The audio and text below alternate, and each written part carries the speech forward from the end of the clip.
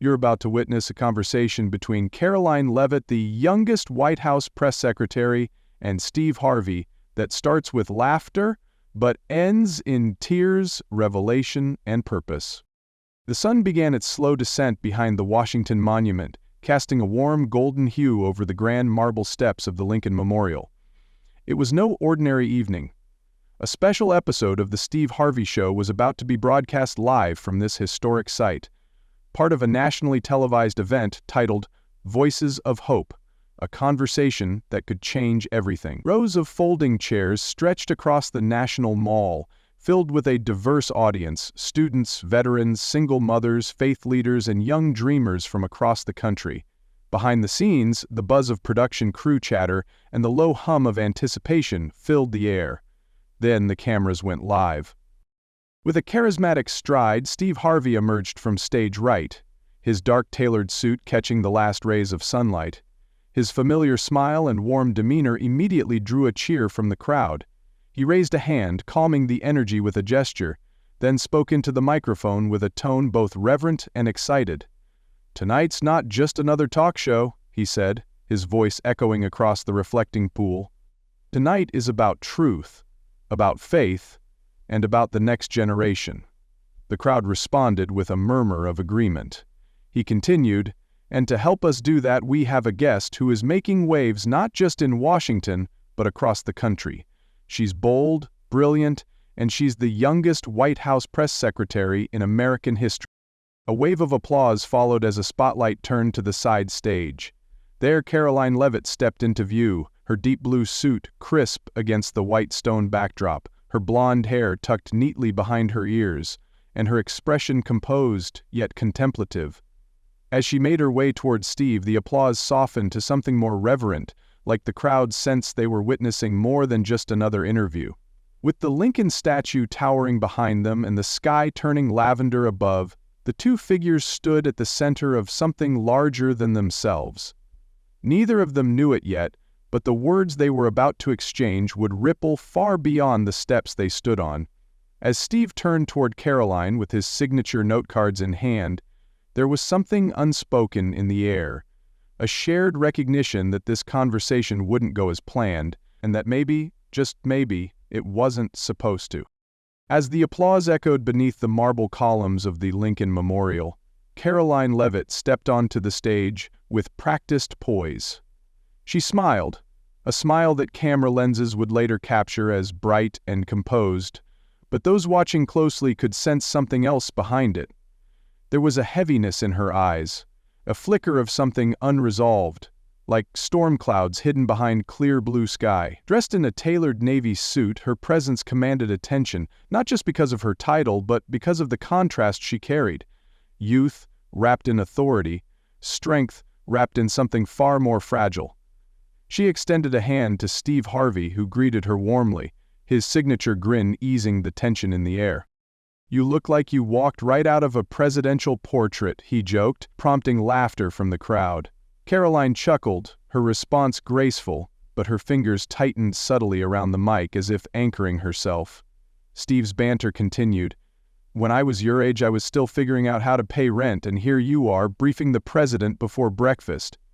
More laughter followed, but Karoline's smile wavered ever so slightly, enough that Steve noticed his eyes narrowed just a bit, not with judgment, but curiosity.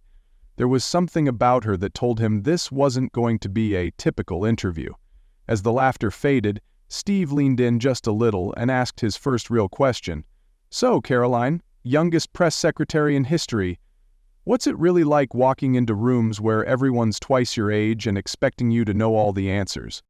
The question hung in the air, gentle but loaded.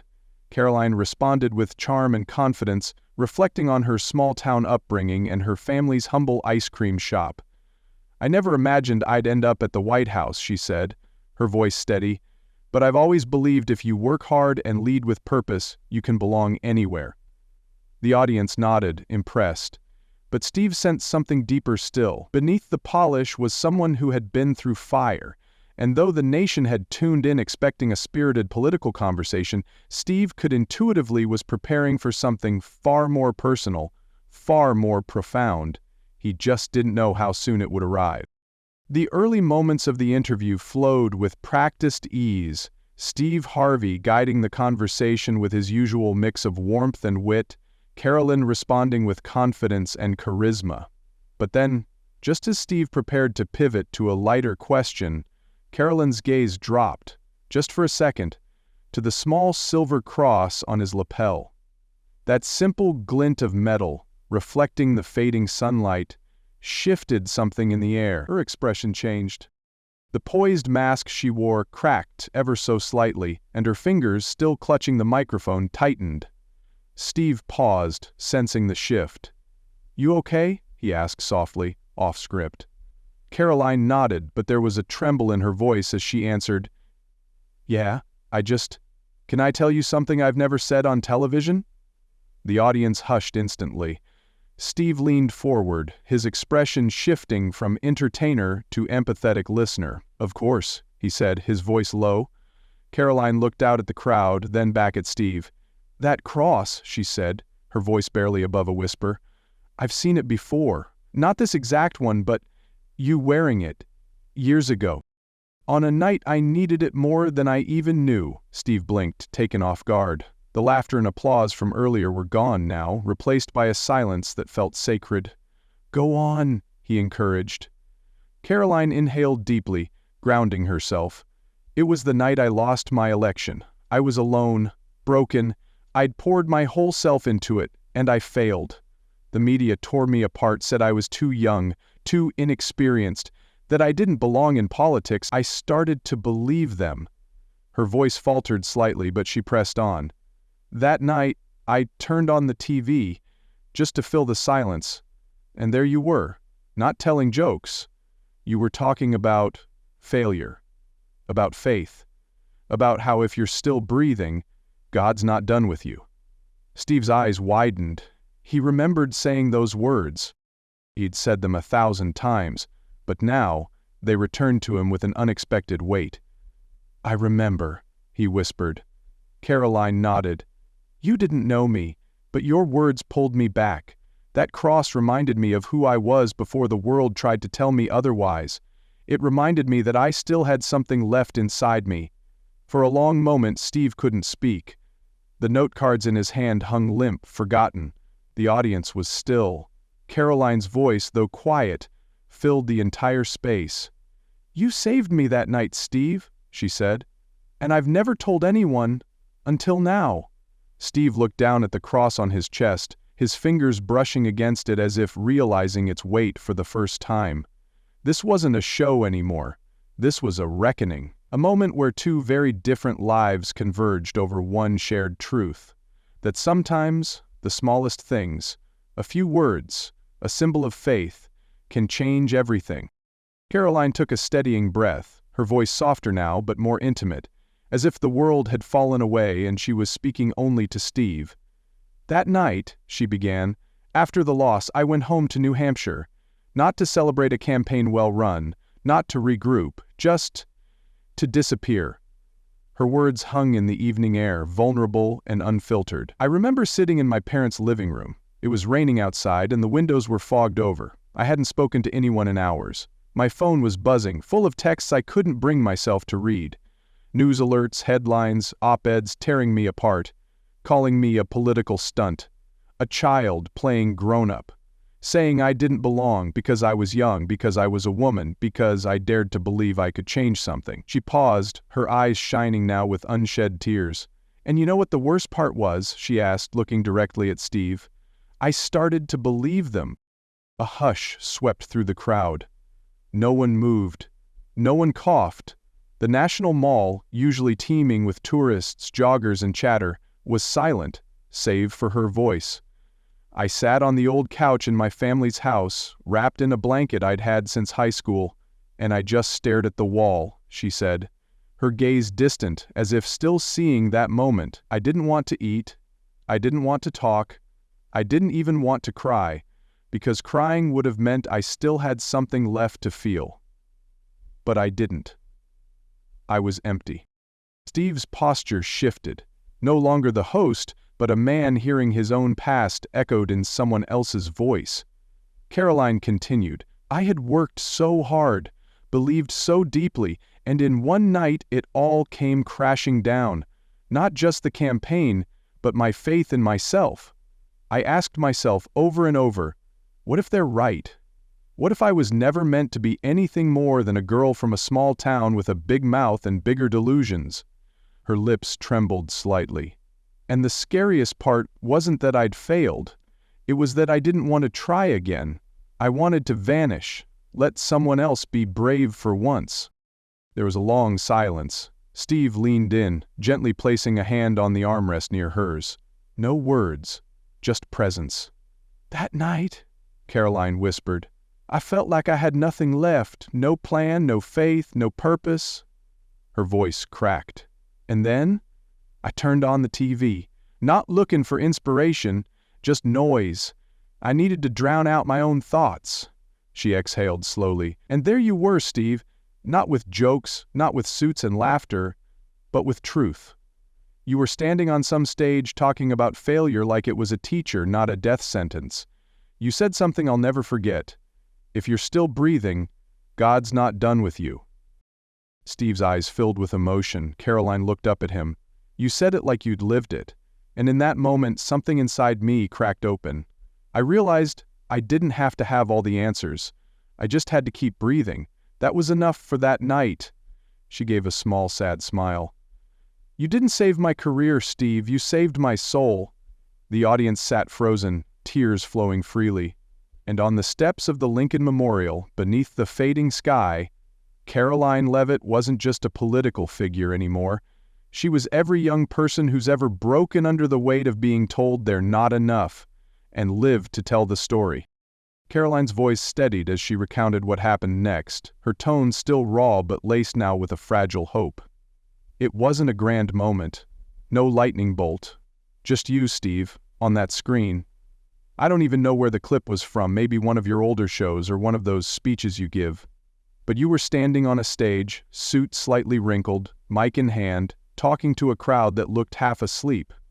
But what you said, it was like a match striking inside my chest." Her eyes welled up, but she kept going. "You said, 'Sometimes we don't need a plan. Sometimes we just need to take the next breath.' And then you looked out at the audience, and it felt like you were staring right at me. You said, 'If you're still breathing, God's not done with you.'" That was the moment. She swallowed hard. That was when everything started to shift. The crowd around the Lincoln Memorial remained eerily quiet, transfixed. Steve sat, stunned, his hand reflexively brushing the cross on his chest. Karoline smiled softly through the tears. "I had been in that darkness for days, not telling anyone how bad it was, not because I didn't have people who loved me, but because I didn't want them to see me like that.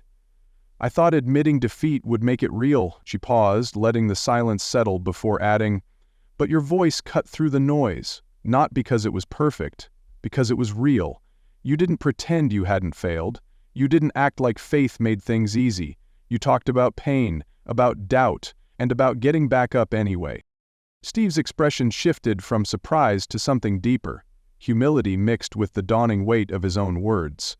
"I remember those nights," he murmured. "When I said those things, I was talking to myself." Karoline nodded, her voice firmer now. "And that's why it worked, because you weren't trying to fix anyone. You were just sharing the light you had left. And that was enough to help me find mine." She looked around at the audience. "That was the night I decided to try again, not to prove anything to the critics, but to prove to myself that I wasn't done." A quiet wave of sniffles spread through the crowd, audience members visibly moved. The woman on stage wasn't just a political leader anymore. She was a survivor who had crawled back from despair, ignited not by strategy but by the sincerity of a stranger who spoke truth in the dark. And in that moment, Karoline's story stopped being hers alone. It became a mirror, reflecting back every person in the audience who had once sat in silence, waiting for a sign they still met. And Steve Harvey, never expecting to be that sign, found himself looking into the eyes of someone whose life his words had forever changed. Karoline took a long breath and slowly turned her gaze back to Steve, grounding herself in the moment. "So when you ask why I'm still standing," she said, her voice steady now, "the truth is, it's because of that night. Because of you." The camera zoomed in gently as she paused, letting the weight of her words sink in. "I've been in rooms with the most powerful people in the world. I've been grilled by reporters, cornered by critics, praised and attacked in the same breath, but none of that gave me the strength to stand in those rooms. You did. That night. With just your words and that cross on your chest." She glanced at it again, her eyes soft. "That little symbol reminded me that faith isn't about knowing everything. It's about choosing to believe there's still more ahead, even when it doesn't feel like it." Steve blinked back tears, visibly overwhelmed. His usual charm was gone, replaced by the quiet awe of a man realizing that his presence in someone else's storm had unknowingly been the lighthouse. I don't know what to say," he muttered, his voice cracking.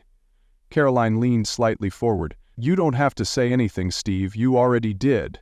That night, years ago, when I felt like disappearing, you said what I needed to hear to keep going. And now, every time I stand behind that White House podium, I remember that I almost didn't make it.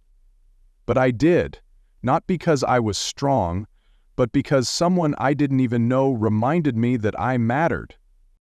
The audience, silent just seconds earlier, now began to quietly cry, some holding hands, others simply staring, frozen in emotion. On the steps of a monument to a president who once held a fractured country together, another kind of unity was taking shape. Born not from politics or policy, but from the courage of a young woman who dared to speak her truth and the man who unknowingly helped her survive. Steve looked down at the cross again, as if seeing it for the first time. Karoline smiled gently. "That's why I'm still standing, because sometimes someone else's light is just enough to get you through the dark." Steve sat motionless for a beat, the weight of Karoline's words anchoring him in a silence he rarely allowed on stage. He finally exhaled, slowly shaking his head, his voice a whisper. "Karoline, I'm just a comedy guy." He laughed lightly, but it was hollow, an instinctual reflex, not deflection. "I've told jokes my whole life, to survive, to make sense of pain, to keep people from seeing mine. I never thought anything I said would reach the White House, let alone change the heart of someone standing in it." He glanced at the cross pinned to his chest, then looked up at her, his eyes glassy. "You say I saved you, but truth is, I said those things because I needed them too." His tone was stripped of performance now, no showman, just a man unguarded. "I've slept in my car, been broke, been laughed at, rejected, told I was nothing but a clown. There were nights I didn't think I'd ever get out, but I kept talking, because I didn't know what else to do." Karoline nodded slowly, her gaze locked on his. "That's what made it real. You didn't preach from a place of perfection, you spoke from the pain, and somehow it reached me right when I was drowning in mine." Steve leaned back slightly, rubbing his forehead with a trembling hand. "I never wanted to be anyone's savior, I just wanted to keep breathing, like you said, keep the light on for someone. Even if I didn't know who they were." He looked at her again, his voice raw. "But to hear you say that you didn't quit because of something I said? That makes me feel like maybe all the failure, all the nights I didn't quit either, they meant something." The crowd sat with him in that moment, no applause, no reaction, just shared breath. Steve chuckled again, softer this time. "I thought I was making people laugh to help them forget their pain. Turns out maybe I was helping them face it." He looked back at Karoline, this time with a smile that wasn't for the cameras. "I'm just a comedy guy, yeah, but maybe that's enough. If the words I say can carry someone back to themselves." Karoline smiled back, her eyes misting again. "It was more than enough, Steve. It saved me." Karoline took a breath, then leaned forward in her seat, her expression shifting, still emotional, but now infused with resolve. "Steve, I didn't come here just to thank you," she said. "I came here to tell you what your words set in motion." Steve raised an eyebrow, still trying to collect himself. "Go on," he said, his voice steady but subdued. Karoline continued, her voice gaining strength with each word. "After that night, after hearing you speak, I didn't just get up off that couch. I didn't just decide to keep going. I decided I had to do something bigger. I didn't want to just prove the critics wrong or reclaim my career. I wanted to make sure no other young person would feel as invisible as I did. No one should have to climb out of that darkness alone. She paused for a beat, then said clearly, "So I created something. A program, a policy, we're preparing to roll out from inside the White House." Steve sat up straighter, suddenly alert. The audience leaned in, too. "It's called Next Generation Opportunity," she said. "It's focused on identifying and investing in young people who have been overlooked by the system. Kids who don't come from privilege, who don't have connections but who have potential that's usually ignored." Her voice trembled with emotion, but she pressed on. "We're talking about mentorships, microgrants, direct access to internships in government and the private sector. Not lip service, real doors opened for real kids." Steve's lips parted, stunned. "You're saying this is because of something I said?" Karoline nodded. "Yes, Steve. That line, 'If you're still breathing, God's not done with you,' it haunted me, in the best way. It made me realize I'd been given a second chance. And if I got one, others deserve one too." She turned to the crowd now, speaking not just to him but to everyone listening. "We say America is a land of opportunity, but too many doors stay locked. I want this policy to be the key for kids like me, who hear, 'You're not enough,' before they even get a shot." Steve's hands were now clasped together in front of his face, as if praying or processing. He lowered them slowly. "You took something I said in the dark and turned it into light for other people," he said, awe thick in his voice. Karoline smiled. "I took your spark, Steve, and I built a fire. This policy is that fire. It's proof that what we say, what we do, even when we think no one is listening, it matters. It echoes, it changes lives." The crowd erupted, this time not with applause but with purpose.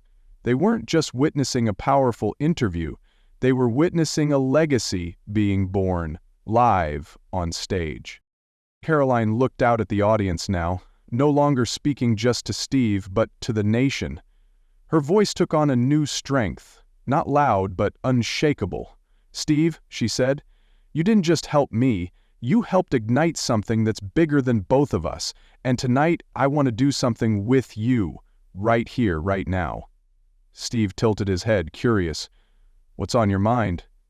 She stood slowly, her heels echoing softly against the Lincoln Memorial's stone floor. The crowd stirred, watching. "I want us to stand together," she said, turning to face the audience. "Not for applause, not for politics, but for every young person watching this right now who feels invisible, who feels like they're not enough. I want them to see this moment and know they're not alone." The words cut through the night like a bell ringing through fog. Steve looked at her, then stood without hesitation. "Let's do it," he said simply. He turned to the audience, his voice resonating with quiet authority. "If you've ever felt like you didn't belong, if you've ever been knocked down and had to claw your way back, stand with us now." One by one, people rose from their seats. A young woman in the third row wiped a tear and stood. A man in a veteran's cap stood beside her, followed by a high school teacher, a single mom, a security guard, a teenage boy in a hoodie. Within seconds, the entire audience, hundreds strong, was on their feet. No clapping, no shouting, just presence. The stage lights dimmed slightly, casting a soft glow over the moment. Karoline stood beside Steve, her hands clasped, her face streaked with tears, but her eyes fierce with purpose. "This is what it looks like when a country remembers its heart," she said quietly, her voice trembling with emotion. "Not just policies or politics, but people, standing up for each other, believing for each other."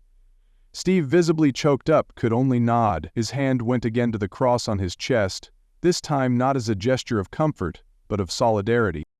A cameraman, moved beyond professionalism, slowly panned across the crowd, capturing a sea of silent strength. The nation would later watch this moment over and over on replay, a comedian and a young press secretary standing shoulder to shoulder, leading an audience not with a speech, but with a stand.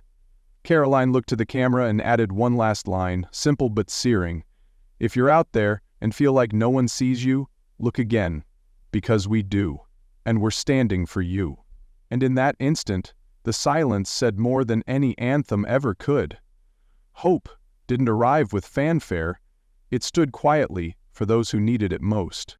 As the silence from the standing crowd lingered like a sacred hush, Steve turned back to Karoline, his eyes glistening. "I still don't understand," he said, voice low, almost disbelieving. "Why me? Why did my words matter that much to you?" Karoline looked at him, her expression tender yet resolute. "Because you didn't try to be anything you weren't," she said. "You didn't speak like a politician or a preacher. You spoke like someone who had been through it and survived." She took a small step closer, her voice soft but unwavering. "You showed your scars. You didn't hide them behind success or smiles. And when you talked about failure, faith, and getting back up, I didn't feel preached at. I felt seen." Steve's shoulders sank slightly, like he was carrying the sudden weight of that truth. Karoline continued, "There are so many people out there trying to look perfect, trying to be invincible. But perfection doesn't heal people, Steve. Honesty does. And you were honest." She motioned to the cross on his lapel. "That cross? It's not just jewelry, it's a message. That there's something stronger than ego, louder than fear. Every time you wear it, whether you know it or not, you're telling people it's okay to fall, so long as you get back up." Steve blinked, his throat tight, no words coming easily. Karoline looked at him with a kind of reverence, not because he was famous, but because he had been unknowingly faithful to something deeper. "You didn't have to be a pastor or a politician to change my life. You just had to be you. Real. Scarred. Standing." The audience was silent again, the power of the moment wrapping around them like a blanket of truth. Steve, for once, didn't try to fill the silence. He simply nodded, eyes locked on Karoline, hand resting once more over his chest. In that moment, he finally began to understand, not just the depth of Karoline's gratitude, but the magnitude of the unseen impact he'd had. The kind of impact that ripples, unseen, until one day someone stands in front of you and says, "You saved me." And that someone in this case was rewriting the rules from inside the White House. Karoline turned away from Steve for a moment and looked directly into the camera, her voice growing more deliberate, more focused. "I know there's someone watching this right now who feels like I did," she said. "Maybe you just failed. Maybe you've been told you're not enough. Maybe you're sitting in your version of that dark living room, wondering if there's any reason to keep going." She paused, her eyes shining but unwavering. "If that's you, listen to me. If I can get back up, you can too. If I can go from a public defeat and a shattered sense of worth to standing behind the White House podium, then you can rise from wherever you are right now." The audience was still on their feet, and the silence around her made the message even more powerful, as if the entire world had paused to listen. Steve watched her, moved beyond words, his hands now gently clasped together. Karoline's voice steadied even further. "You don't have to be perfect. You don't need all the answers. You just need to breathe. You just need to believe that the pain you're in doesn't get to be the end of your story." She looked back at Steve, then offering him a soft, grateful smile. "Because you told me that once without even knowing it, and I believed you." Steve wiped his cheek, a tear falling freely. The crowd, no longer just an audience but a congregation of the broken and the hopeful, stood in silent solidarity, many visibly weeping. Karoline continued, "That's what I want to pass on tonight. Not just a message, a promise. That if you're still breathing, you're not done.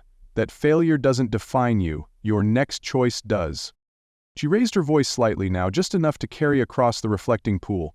"So, if you're watching this from a place of despair, know this. Your story isn't over.